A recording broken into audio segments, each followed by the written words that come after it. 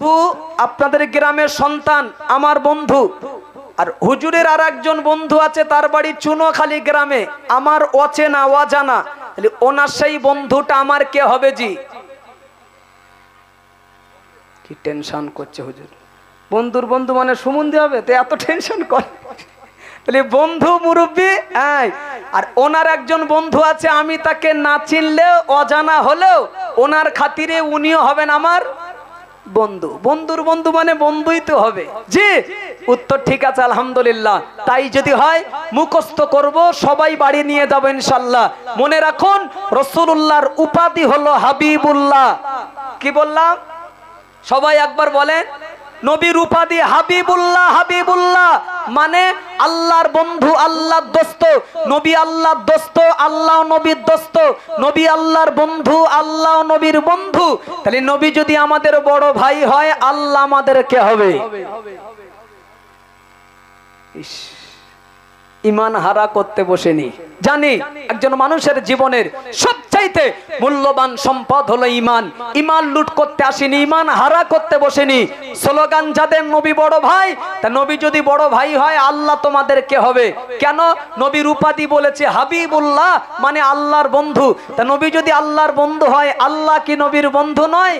বলেন, নবী যদি আল্লাহর দোস্ত হয়, আল্লাহ কি নবীর দোস্ত নয়? তা নবী যদি বড় ভাই হয়, আল্লাহ তোমাদের কে হবে? জি আল্লাহ কোরআনে বলেছেন উম্মাহাতুল মুমিনিন, নবীদের বিবিরা তোমাদের মা। নবীদের বিবিরা তোমাদের মা, আল্লাহ বলেছেন। তা নবীদের বিবিরা যদি আমাদের মা হয়, নবীরা আমাদের কে হবে? এই দেখো, মায়ের স্বামী কে হবে? আব্বা হবে না, পিতা হবে না, বাপ হবে না। তাহলে এই জামানায় লেখাপড়া শিখে এতটাই পাণ্ডিত্য অর্জন করেছে আমরা, নিজের বাপকে, পিতাকে, আব্বাকে ভাইয়ের কাতারে আমরা দাঁড় করিয়ে দিচ্ছি। হ্যাঁ, এটা লেখাপড়ার একটা গুণ। আল্লাহ সকলকে সুমতি দিন, সঠিক বুঝ দিন। বলুন আল্লাহুম্মা আমিন, বলুন আল্লাহুম্মা আমিন। ও জওয়ানেরা, যুবকেরা, ও আমার মুরব্বী বাবাজিরা, মায়েরা, বোনেরা, নেজ্জে নবীর জন্য আজকের আয়োজিত মজলিস। ও ভাই মনে রাখুন, আমার নবী পাকের দৈহিক গঠনটা, নবী পাকের দৈহিক গঠনটা সাধারণ মানুষের মতো। যদি বলেন কেন নবীর দৈহিক গঠনটা বলেছি সাধারণ মানুষের ন্যায়, যদি বলেন কেন নবীর যেমন মাথা আমাদেরও একটা মাথা, নবীর যেমন দুটো কান আমাদের দুটো কান, নবীর একটা নাক আমাদেরও একটা নাক, নবীর একটা জবান আমাদেরও একটা জবান, নবীর দুটো হাত আমাদেরও দুটো হাত। ও ভাই এজন্য বললাম নবীর দৈহিক গঠনটা সাধারণ মানুষের মতো। কিন্তু মনে রাখুন পাওয়ার পাওয়ার পাওয়ার বলো আলাদা, মর্যাদা আলাদা। যদি বলেন কেন নবীর দুটো চোখ আমাদেরও দুটো চোখ, কিন্তু নবীর চোখের পাওয়ার কতটা আপনি জানেন? দৈহিক গঠনটা মানুষের মতো হতে পারে, কিন্তু নবীর পাওয়ার বলেছি কতটা, সম্মান কতটা, মর্যাদা কতটা। ও ভাই নবী আমার 1 তারিখে মদিনার মসজিদে নববী শরীফে হুজুর আমার জামাতে ইমামতির নামাজ আদায় করলে, নামাজের শেষে আল্লাহ নবী পিছন দিক দিয়ে একজন সাহাবীকে নবী ইশারা করে ডাকলেন, ও সাহাবী তুমি সামনে এসো। সাহাবী সামনে আসলে আল্লাহ নবী বললেন, সাহাবী, ও সাহাবী আমি নবী যখন ইমামতি করছিলাম, আমি নবী যখন নামাজ পড়াচ্ছিলাম, আমি নবী ছিলাম ইমাম, তুমি ছিলে মুসাল্লি। ও সাহাবী আমি নামাজ পড়া অবস্থায় নামাজ পড়াতে পড়াতে আমি নবী পাক লক্ষ্য করেছি তুমি নামাজের ভিতরে নড়াচড়া করছিলে কেন? ও সাহাবী বলো না দেখি, নামাজের ভিতরে নড়াচড়া করছিলে কেন? তুমি ছিল পিছনে, আমি নবী ছিলাম সামনে, তবে লক্ষ্য করেছি নামাজের নড়াচড়া করছিলে। নবীর চোখ আর আমাদের চোখ শুধু পাওয়ারটা দেখলেন। আচ্ছা আমরা যদি ওই জায়গা হতাম, ফুরুনি তর্ক করতাম না? বলেন বলেন, সমাজের এটা রীতি, ভুল করব কিন্তু তর্ক কম করব না। জি হ্যাঁ, ও তর্ক করেই যাব। নবী ছিলেন ইমাম, সাহাবী ইক্তেদা করে মুসাল্লি সেজে নামাজ আদায় করেছেন। নামাজের শেষে নবী বললেন, আমি লক্ষ্য করছিলাম যে নামাজের ভিতরে তুমি নড়াচড়া করছিলে, সাহাবী কারণটা কি? পুরনে তর্ক করতাম। বেয়াদবি নেবেন না ভাই, আমার সমাজেও কিছু মুসাল্লি আছেন মসজিদে যায়, দেখবেন গিয়ে জানালার কাছে দাঁড়ায়। কেন জানেন? একটু থুতু ফেলবে বলে। হ্যাঁ, আবার অনেক মুসাল্লি আছে মসজিদে গিয়ে নিয়াত বাঁধার পরে এদিক ওদিক তাকায়। এমনও মুসাল্লি দেখেছি নিয়াত বাঁধার পরে কথাও পর্যন্ত বলে। এরকম মুসাল্লি কিছু আছে। আল্লাহ নবী বললেন, আল্লাহ নবী সোনার হাদিসে জানালেন, ও সাহাবীরা ও আমার উম্মত-উম্মতানিরা, তোমরা যখন নামাজের হালাতে দাঁড়িয়ে যাবে, আল্লাহর ইবাদতে মশগুল হয়ে যাবে। ও সাহাবীরা শোনো, আল্লাহ নবী বললেন, আনতা আবুদাল্লাহা কান্নাকা তারাহু ফা ইল্লাম তাকুন তারাহু ফা ইন্নাহু ইয়ারাকা। সাহাবীরা শোনো, আমি নবী পাক বলছি, তোমরা যখন আল্লাহর ইবাদতে মশগুল হবে, তোমরা যখন নামাজের হালাতে দাঁড়িয়ে যাবে, তোমরা নিজে নিজে নিজে নিজে মনে করবে নামাজের হালাতে দাঁড়িয়ে তুমি আল্লাহকে দেখতে পাচ্ছ। তোমার যদি চোখ না থাকে আল্লাহকে দেখার, ফা ইল্লাম তাকুন তারাহু, তুমি যদি আল্লাহকে দেখতে না পাও অন্তত এটা তুমি ধারণা করবে, মনে করবে, ফা ইন্নাহু ইয়ারাকা, নিশ্চয়ই আল্লাহ আমাকে দেখছেন। জোরে বলুন, জোরে বলবেন না? নবী বলেছেন নামাজের ভিতরে চঞ্চলতা অস্থিরতা কিছু থাকবে না, নামাজ হবে নামাজের মতো। জি, তাই নবী বললেন, সাহাবী লক্ষ্য করছিলাম নামাজের ভিতরে তুমি নড়াচড়া করছিলে, কারণটা কি? সাহাবী বললেন, ইয়া রাসূলুল্লাহ, হাবিবাল্লাহ, আপনি যেটা বলেছেন আপনি সত্য বলেছেন ইয়া রাসূলুল্লাহ, হাবিবাল্লাহ। তবে আমি সাহাবী, আমার জানার আগ্রহী, আমি জানতে চাচ্ছি ইয়া রাসূলুল্লাহ, হাবিবাল্লাহ, আপনি ছিলেন ইমাম, আমি তো ছিলাম মুসাল্লি। আপনি ছিলেন সামনে, আমি ছিলাম অনেক পিছনে। আমার জানার বিষয় ইয়া রাসূলুল্লাহ, হাবিবাল্লাহ, আমি যে নামাজের ভিতরে নড়াচড়া করছিলাম, আপনি সামনের দিকে তাকে নামাজ পড়াচ্ছিলেন, পিছনের সাহাবী কি করছিল না করছিল, আপনি সেই দৃশ্য দেখলেন কিভাবে? আপনি তো তাকিয়েছিলেন সামনে, আমি তো নড়াচড়া করছিলাম পিছনে। নবী বললেন, সাহাবী, ও সাহাবী, তুমি জানো না আল্লাহ পাক তোমার নবীর যে দুটো চোখ আল্লাহ দিয়েছে, এই চোখের পাওয়ার কত দূর আল্লাহ দিয়েছে জানো না? ও সাহাবী শোনো, ইন্নী আরা মা লা তারাউনা। আল্লাহ নবী বললেন, সাহাবী, আমি নবী ডাইনে যতটা দেখতে পাই, আমি নবী বামেও ততটা দেখতে পাই, আমি নবীর নিচে যতটা দেখতে পাই, আমি নবী উপরেও ততটা দেখতে পাই। জোরে বলুন সুবহানাল্লাহ। ও সাহাবী, আল্লাহ পাক আমার যে দুটো চোখ দিয়েছে, এই দুটো চোখ দিয়ে আমি নবীর চতুর্দিকে আমি নবীর সমান দেখতে পাই, এজন্য সামনের দিকে যতটা দেখি পিছনেও ততটা দেখি। ও ভাই, এমন একজন বৈজ্ঞানিক, এমন একজন দার্শনিক, এমন একজন মহাপণ্ডিতের নাম কি আপনার জানা আছে? যে ব্যক্তিটা সামনে পেছনে ডাইনে বামে উপরে নিচে যে ব্যক্তিটা সমান সমান ভাবে দেখেন, না না, একমাত্র একজন ব্যতিক্রম, তিনি হলেন মুহাম্মদুর রাসূলুল্লাহ। জোরে বলুন সুবহানাল্লাহ। যিনি চতুর্দিকে সমান দেখতে পেতেন।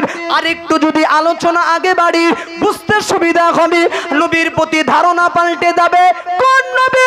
নবীর পরিচয় নিয়ে বাড়িতে যাবেন। নবী চতুর্দিকে সমান দেখতেন তো বটে, তবে নবীর এই চোখ দিয়ে কত দূর পর্যন্ত নবী দেখতে পেতেন। আল্লাহ নবী যেদিন মেরাজে গিয়েছিলেন, তারিখটি ছিল 27 রজব। আল্লাহ নবী জিবরাইলকে সাথে করে নিয়ে দিদারের উদ্দেশ্যে রওনা দিয়েছিলেন। আল্লাহ নবী প্রথমত আল্লাহ নবী কাবার চত্বর থেকে চলে গিয়েছিলেন বাইতুল মুকাদ্দাসে। যে বাইতুল মুকাদ্দাসে যেতে গেলে মক্কা থেকে কিছু কম বেশি 1 মাসের রাস্তা নবী চলে গেলেন। প্রথমত বাইতুল মুকাদ্দাসে, ওখান থেকে চলে গেলেন 7 আসমান পাড়ি দিয়ে সিদরাতুল মুনতাহা, জান্নাত জাহান্নাম পরিদর্শন করে আল্লাহর সঙ্গে দিদার করে কথাবার্তা করে আবার রাতের শেষে আল্লাহ নবী আবার বাড়িতে ফিরে এসেছেন। জোরে বলুন সুবহানাল্লাহ। আল্লাহ নবী মেরাজ থেকে ফিরে এসে আল্লাহ নবী ঘরেতে এসেই লক্ষ্য করে দেখে আমার নবী পাকের চাচাতো বোন নাম হলো উম্মে হানি। উম্মে হানির সঙ্গে নবীর দেখা। নবী বললেন, উম্মে হানি, ও উম্মে হানি, আমি রাসূলুল্লাহ গত রাতে আমি মেরাজে গিয়েছিলাম। প্রথমত বাইতুল মুকাদ্দাস, ওখান থেকে 7 আসমান পাড়ি দিয়েছি, জান্নাত জাহান্নাম পরিদর্শন করেছি, আল্লাহর সঙ্গে দিদার করেছি, কথাবার্তা করেছি। আবার ওই রাতের শেষে আমি নবী মুহাম্মদ বাড়িতে ফিরে এসেছি। এখন নবী মেরাজ থেকে ফিরে এসে চাচাতো বোন উম্মে হানির কাছে তথ্যটি দিচ্ছেন যে আল্লাহ আমার দ্বারাই এক রাতে যে ঘটনা আল্লাহ ঘটিয়ে নিয়েছেন বা যা কিছু আমার দ্বারাই হয়েছে, আমি নবী বলছি সব সত্য, আল্লাহ আমার দ্বারাই এই রাতেই ঘটিয়ে নিয়েছেন। জি, নবী মেরাজের তথ্য উম্মে হানির কাছে বলছেন। নবীর চোখ আমাদের দুটো চোখ, নবীরও দুটো চোখ, চতুর্দিকে নবীর সমান দেখতেন তো বটেই, এটা বলছি নবীর এই চোখ দিয়ে কত দূর পর্যন্ত নবী দেখতে পেতেন শুনেলেন। জি, তো নবী উম্মে হানির কাছে বিষয়টা বলার পরে উম্মে হানি বললেন, ইয়া রাসূলুল্লাহ, আপনি যেটা বলছেন আমি আপনার বোন উম্মে হানি আমি মেনে নিচ্ছি, বা আমার বিশ্বাস হলো যে আপনি এই রাতে এত কিছু যে দিদার করেছেন, পাড়ি দিয়েছেন, আমি মেনে নিলাম। তবে ইয়া রাসূলুল্লাহ, আপনি যেন এই তথ্যটা, এই ঘটনাটা কাফেরদের কাছে ভুলেও যেন আপনি বলবেন না এই ঘটনাটা। কেন?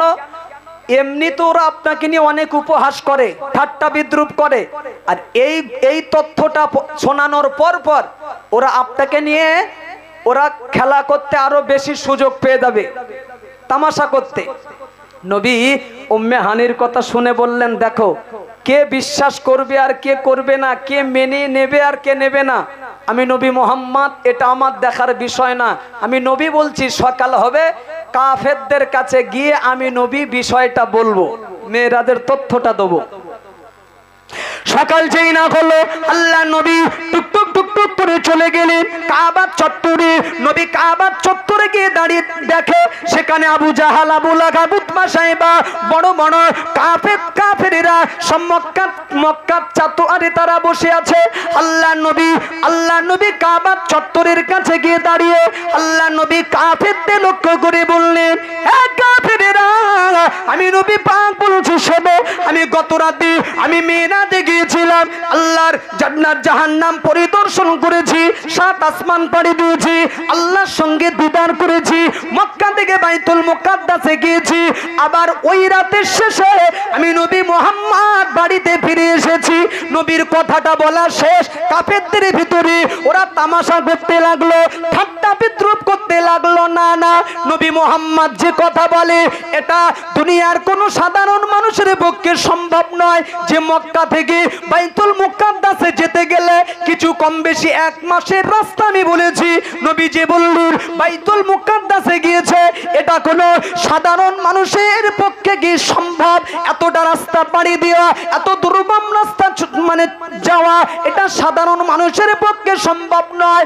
ও ভাই, ওরা আমার নবীকে নিয়ে ঠাট্টা করে, তামাশা করে, আমার নবীকে নিয়ে ওরা উপহাস করে, বারে বারে একটাই কথা, এটা দুনিয়ার কোনো সাধারণ মানুষের পক্ষে সম্ভব নয়। ও ভাই, ওদের ধারণা, ওদের বক্তব্য মন্তব্য বলো ভুল, এটা নয়। ওরা যে বারে বার বলছে কোনো সাধারণ মানুষের পক্ষে এটা সম্ভব নয়, এ কথাটা সত্য সঠিক। আসলে ওরা জানে না আমার নবী সাধারণ কোনো মানুষ তো নন। জোরে বলুন সুবহানাল্লাহ। আমার নবী তো সাধারণ মানুষ নন, আমার নবী তো আলাদা, এজন্য নবীর দ্বারা সম্ভব। জোরে বলবেন না। কাফেরদের ধারণা মিথ্যা, ভুল, এটা নয়। ওদের বক্তব্য একটাই যে সাধারণ মানুষের পক্ষে এটা কি করে সম্ভব? তো নবী তো সাধারণ নয়। শোনেন, আল্লাহ রসুল একদিন শুয়ে আছেন মানব আকৃতির রূপ নিয়ে, মানব আকৃতির চেহারা নিয়ে, মানুষের রূপ ধারণ করে। জি, রসুলে পাক সাল্লাল্লাহু আলাইহি ওয়াসাল্লাম শুয়ে আছেন, তো মাথার দিকে একজন ফারিস্তার, পায়ের দিকে একজন ফারিস্তা এসে, ধ্যান দিন, চোখে চোখে ইশারায় কথা হচ্ছে। কি কথা হচ্ছে জানেন? মাঝখানে শুয়ে আছে, আমি বলছি বারে বার, মানব আকৃতি নবী মুহাম্মদ সাল্লাল্লাহু আলাইহি ওয়াসাল্লাম শুয়ে আছেন, তো মাথার দিকের ফারিস্তার, পায়ের দিকের ফারিস্তা দাঁড়িয়ে ইশারায় চোখে চোখে কথা হচ্ছে। কথাটা কি বলছে দেখেন। পায়ের দিকের ফারিস্তা মাথার দিকের ফারিস্তাকে লক্ষ্য করে বলছেন যে শুয়ে থাকা ব্যক্তিটা কি তিনি?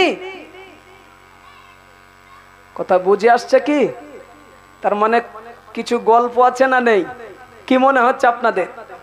পায়ের দিকের ফারিস্তা মাথার দিকের ফারিস্তাকে লক্ষ্য করে বলছেন যে শুয়ে থাকা ব্যক্তিটা কি তিনি? তার মানে ফারিস্তাদের মহলে তো আমার নবীকে নিয়ে আলোচনা হয়। সুবহানাল্লাহ বলুন। হ্যাঁ, যে শুয়ে থাকা ব্যক্তিটা কি তিনি, মানে সেখানেও নবীকে নিয়ে আলোচনা হয় ফারিস্তাদের মহলে। তো ইশারায় মাথার দিকের ফারিস্তা ইশারায় বলছে হ্যাঁ শুয়ে থাকা ব্যক্তিটা মাঝখানে তিনি। সুবহানাল্লাহ বলুন, জোরে বলুন।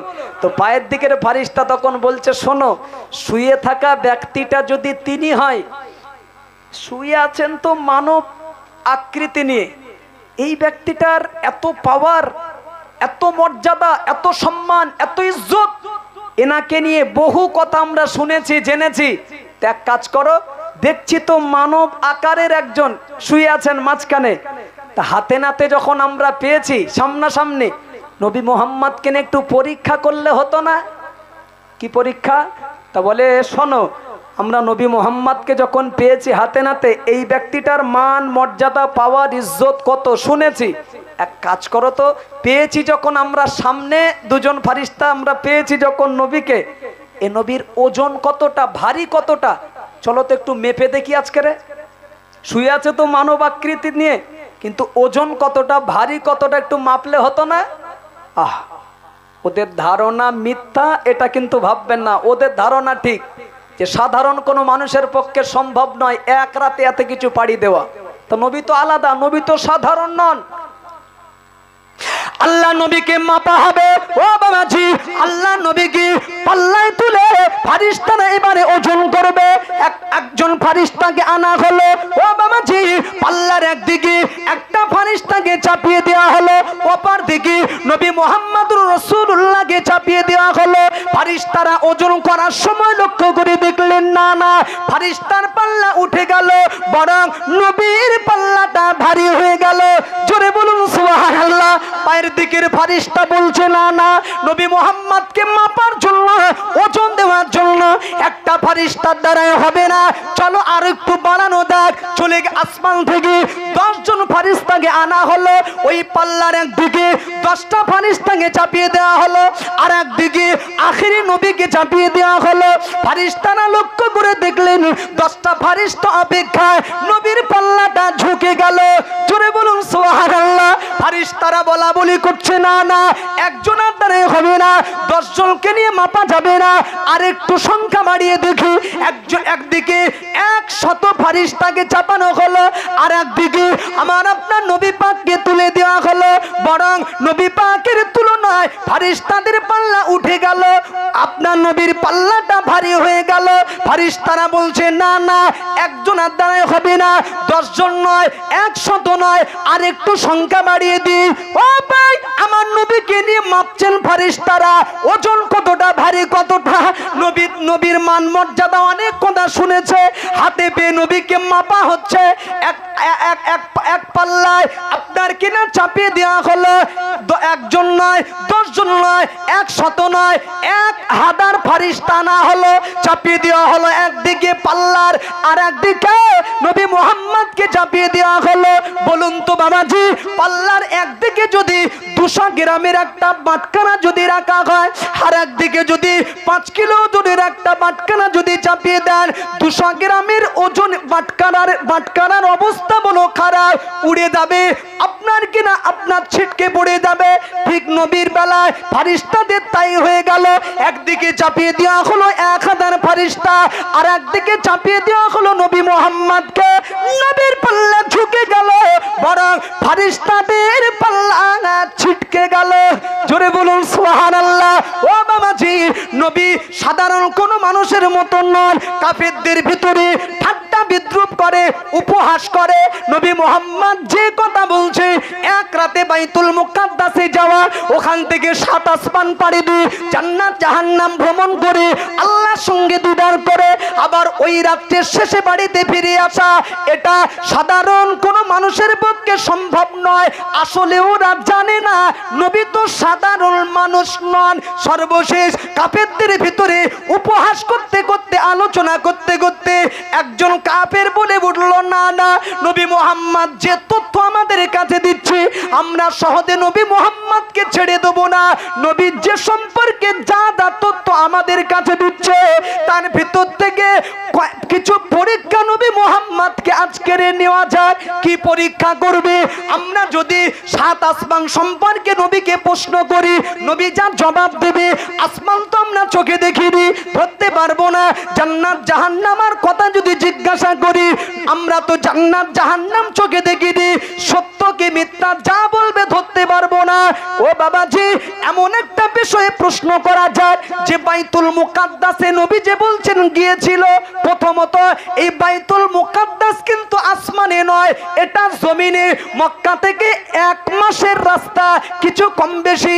বাইতুল মুকাদ্দাসে এমন অনেক ব্যক্তি রয়েছেন এই মক্কা থেকে বাইতুল মুকাদ্দাসে যাতায়াত করে। অতএব বাইতুল মুকাদ্দাস সম্পর্কে নবীকে কিছু প্রশ্ন করা যায়, নবী যদি জবাব ঠিক দিতে পারে তাহলে ভেবে নেব গত রাতের ঘটনা সত্য, আমরা মেনে নেব। আল্লাহ নবী চুপটি মেরে দাঁড়িয়ে নবী মুহাম্মদকে কাফেররা প্রশ্ন করবে, নবী মুহাম্মদকে জিজ্ঞাসা করবে, ও বাবাজি, কাফেরদের ভিতরে নবীকে নিয়ে আপনার কেনা আলোচনায় বসবে। নবী পাক বললেন, কাফেরেরা, ও কাফেরেরা, বাইতুল মুকাদ্দাস সম্পর্কে আজকে নবী মুহাম্মদকে যা যা প্রশ্ন করা হবে, আল্লাহ যদি রাজি হয়, আল্লাহ যদি রাজি হয়, আমি নবী মুহাম্মদ বলছি তোমাদের প্রত্যেকটা প্রশ্নের জবাব আমি দিয়ে দেব। যে প্রশ্নই করবে বাইতুল মুকাদ্দাস সম্পর্কে, আল্লাহ রাজি থাকলে তোমাদের প্রত্যেকটি জবাব আমি রাসূলুল্লাহ দেব। তাহলে নবীর চোখ আর আমাদের চোখ শুধু পাওয়ার কতটা আলাদা, কতটা এটাই বোঝাচ্ছি। চতুর্দিকে নবী তো দেখতেন বটেই, আমি এটাই বলেছি যে নবীর এই চোখ দিয়ে কত দূর পর্যন্ত নবী দেখতে পেতেন, বলেছি তো। শোনেন, কাফেররা রাসূলকে লক্ষ্য করে বলছে, ও মুহাম্মদ, বলো তো দেখি, তুমি তো বলছো গিয়েছিলে গত রাতে বাইতুল মুকাদ্দাসে, তা চলো ওই বাইতুল মুকাদ্দাস সম্পর্কে কয়েকটি প্রশ্ন তোমাকে করছি, বলো তো দেখি বাইতুল মুকাদ্দাসে উঠতে গেলে ওই বাইতুল মুকাদ্দাসের সিঁড়ির ধাপ কটা?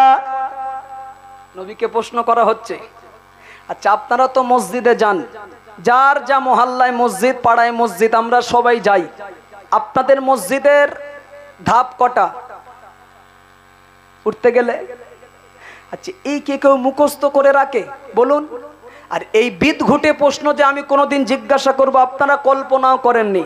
আসলে কাফেরদের উদ্দেশ্য তো কিছু জানার এটা নয়, বরং নবীকে ঠকানো। হ্যাঁ, কাফেরদের উদ্দেশ্য প্রশ্ন করবে, নবীকে কিছু জানার উদ্দেশ্য এমনটি নয়, বরং নবীকে ঠকাবে। বলো মুহাম্মদ, বাইতুল মুকাদ্দাসে উঠতে গেলে সিঁড়ির ধাপ কটা? নবী বললেন, আর নবী শুনছেন, জবাব দেবে, বলো আল্লাহ রাজি থাকলে। আর গম্বুজ কটা? আর দরওয়াজা কটা? জানালা কটা? বলো দেখি। যদি বলতে পারো, ভাববো গত রাতের ঘটনা যা যা বলছো সব সত্য। নবী বললেন, আর কিছু? বলে, বলো। এই প্রশ্নের জবাব যদি দিতে পারো, আলহামদুলিল্লাহ। হ্যাঁ, ওরা মানে বিশ্বাস করবে যে গত রাতের ঘটনা সত্য, মেরাজের ঘটনাটা। নবী শুনছেন। ওরা একটা একটা করে নবীকে প্রশ্ন করে, আমার নবী দাঁড়িয়ে ওদের প্রশ্ন শোনে। ও বাবাজি, মাঝখানে একটা কথা বলে রাখি, মাথায় রাখুন। আমার নবী পাকের টোটাল হায়াতে জিন্দেগির ভিতরে 63টা বছরের ভিতরে আমার নবী পাকের জীবনে কাফেরদের পক্ষ থেকে ওটাই ছিল সবচাইতে বড় পরীক্ষার দিন। যদি বলেন কেন? নবী যদি কোনো ভুল জবাব দিয়ে থাকে, নবীর মেরাজ মিথ্যা হয়ে যাবে, আল্লাহ দিদার মিথ্যা হয়ে যাবে, জান্নাত জাহান্নাম নবী যে পরিদর্শন করেছে, পাড়ি দিয়েছে, মিথ্যা হয়ে যাবে। জান্নাত জাহান্নামের বর্ণনা যেটি নবী আমাদের কাছে রেখে গিয়েছে হাদিস আকারে, যেগুলো বিদ্যমান সমাজের মাটিতে, সেই জান্নাত জাহান্নামের বর্ণনা মিথ্যা হয়ে যাবে।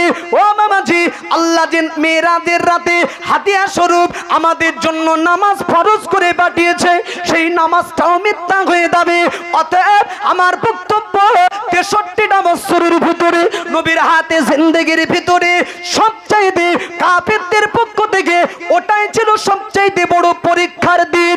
নবী বললেন, কাফেরেরা, তোমরা আজকে দিনে বাইতুল মুকাদ্দাস সম্পর্কে যা যা প্রশ্ন আমাকে করবে, আল্লাহ যদি রাজি থাকে তোমাদের প্রত্যেকটির প্রশ্নের জবাব আমি দিয়ে দেবো। জোরে বলুন সুবহানাল্লাহ। একটা একটা করে প্রশ্ন করে, নবী একটা একটা করে জবাব দেয়। জবাব দিতে দিতে ওদের আর কোনো প্রশ্ন করার যখন জায়গা নেই, প্রশ্ন শেষ, নবীর জবাব শেষ, ওরা তখন একে অপরের দিকে ইশারায় ইশারায় বলছে, আমরা নবী মুহাম্মদকে যা প্রশ্ন করছি নবীর জবাব দিয়ে দিচ্ছি। পাঁচটার ভিতরে পাঁচটাই সঠিক বলছে, একটাও কি ভুল মিথ্যা ভুল বলতে পারে না।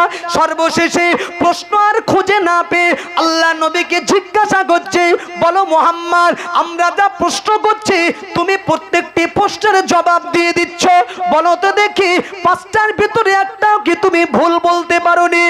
নবী বললেন, কাফেরেরা, এ কাফেরেরা শোনো, আমি নবী মুহাম্মদ ভুল বলবো কি করে? তোমরা জানো না আল্লাহ পাক নবী মুহাম্মদকে যে দুটো চোখ আল্লাহ দিয়েছে, এই দুটো চোখের পাওয়ার আল্লাহ কতটা দিয়েছে জানো? এ কাফেরেরা, আজকে দিনে নবী মুহাম্মদকে যা প্রশ্ন করা হচ্ছে, আমি তো কাবার চত্বরে দাঁড়িয়ে আছি, তোমরা বাইতুল মুকাদ্দাস সম্পর্কে যা প্রশ্ন করছো আমি যা জবাব দিচ্ছি, আমি নবী মুহাম্মদ আমার এই চোখে আল্লাহ পাক কাবার চত্বর থেকে বাইতুল মুকাদ্দাস দেখিয়ে দিচ্ছে। জোরে বলবেন না? আজকে দিনে যা প্রশ্ন তোমরা আমাকে করবে আমি আল্লাহ রাজি থাকলে জবাব দিয়ে দেবো। কেন? আমি নবী পাক তো দেখছি, সেই সম্পর্কে প্রশ্ন আমি সেটাই দেখে দেখে জবাব দিচ্ছি। জোরে বলুন সুবহানাল্লাহ। ও বাবাজি, তাহলে নবী কত দূর পর্যন্ত দেখতে পেতেন? বাইতুল মুকাদ্দাস কাবার চত্বরে দাঁড়িয়ে নবী দেখেছে। নবীর চোখ আমাদের চোখ, নবীর চোখের পাওয়ার আলাদা। ও বাবাজি, নবীকে নিয়ে যদি আলোচনা শুরু করি, প্রত্যেকটা অঙ্গ প্রত্যঙ্গকে সামনে রেখে জীবনের সঙ্গে কোনো মিল হবে না বাবাজি। নবীর জবান আমাদেরও জবান, তবে নবীর জবান আলাদা। যদি বলেন কেন? নবী পাকের জবান এমনই জবান, যে জবান দিয়ে আমার নবী পাক কোনোদিন মিথ্যা কথা বলেননি। জোরে বলুন সুবহানাল্লাহ। ও ভাই, মসজিদের কোন ইমাম, কোন মুসাল্লি, কোন হাদিসা, কোন পেশাব, কোন দরবেশ, কোন ডাক্তার, কোন মাস্টার, কোন ব্যারিস্টার, কোন উকিল সাহেব, মেম্বার সাহেব, জীবনে আমরা বুক টুকে দাঁড়িয়ে বলতে পারবো না মাথা উঁচু করে যে আমার জীবনে কোনোদিন মিথ্যা কথা বলিনি। কেউ বলতে পারবো না। ও বাবাজি, একজন একমাত্র একজন ব্যতিক্রম, তিনি হলেন আমাদের নবী, যিনি জীবনে কোনোদিন মিথ্যা বলেননি। জোরে বলবেন। কোনোদিন নবীর জবান দিয়ে নবী মিথ্যা বলেননি। আচ্ছা, আমাদের ভিতরে মিথ্যা কথা বলিনি কারা কারা? একটু হাত তুলে দেখাবেন কি? অন্তত সান্ত্বনা পুরস্কার দেওয়া হবে আপনাদের। বলেন যে জীবনে মিথ্যা কথা টোটালি বলেননি কারা কারা? হাত উঠবে না।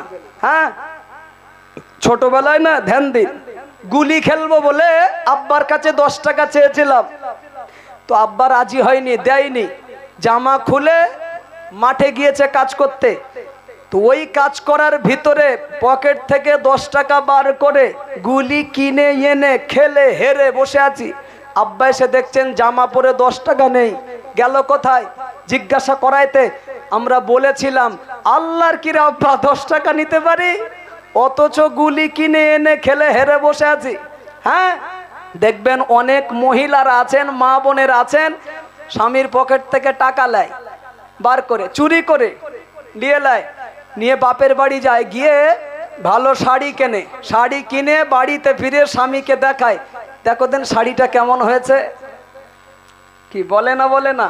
জিজ্ঞাসা যদি করা যায় শাড়িটা দিল কে, চট করে জবাব দিয়ে দেবে আমার বাপ কিনে দিয়েছে। জ্যান্ত স্বামীরে মারির ভয়ে, বকার ভয়ে বাপ বানিয়ে দিল। কি হয় না? হয় না? বলুন বলুন। হয়।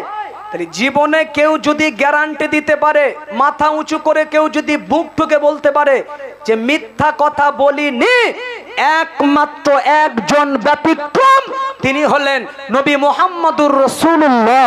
জোরে বলুন সুবহানাল্লাহ। কি কথা ভুল নাকি? হ্যাঁ, তার নবীর চোখ আমাদের চোখ, নবীর জবান আমাদের জবান। ও বাবাজি, নবীর দেহের ঘাম আমাদের দেহের ঘাম, আসমান জমিন পার্থক্য।